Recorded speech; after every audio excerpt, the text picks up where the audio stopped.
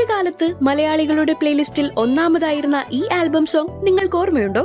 15 വർഷങ്ങൾക്ക് ശേഷം ഈ പാട്ടും ഇതിൽ അഭിനയിച്ചവരും സോഷ്യൽ മീഡിയയിലൂടെ വീണ്ടും വൈറലായിരിക്കുകയാണ്. എറണാകുളം സ്വദേശിനി മാളവികയാണ് ആൽബത്തിൽ രാധയായി അഭിനയിച്ചത്. മുംബൈയിലെ ഒരു സ്വകാര്യ കമ്പനിയിൽ ജോലി ചെയ്യുന്ന താരം ഒരു നർത്തകി കൂടിയാണ്. ആൽബത്തിൽ കൃഷ്ണവേഷത്തിലെത്തിയതും ഒരു പെൺകുട്ടി തന്നെയായിരുന്നു. ജോർജിയയിലാണ് MBBS ഫൈനൽ ഇയർ ചെയ്യുന്നു. ഇനി 1 more സെം. ഞാൻ ഫസ്റ്റ് യുക്രൈനിലായിരുന്നു. അത് കഴിഞ്ഞ് വോർ കാരണം 3rd ഇയർ കഴിഞ്ഞ് ട്രാൻസ്ഫർ ആയി ഇങ്ങോട്ട് വന്നത്.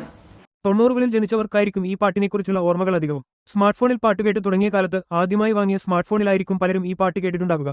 2010 പുറത്തിറങ്ങിയ ഈ പാട്ട് പാടിയത് ഗായിക ശ്യാമയാണ്. അക്കാലത്ത് ഹിറ്റ് പാട്ടുകളിൽ ഒന്നാമതായിരുന്ന ഈ പാട്ടിന് യൂട്യൂബിൽ 28 മില്യൺ കാഴ്ചക്കാരുണ്ട്.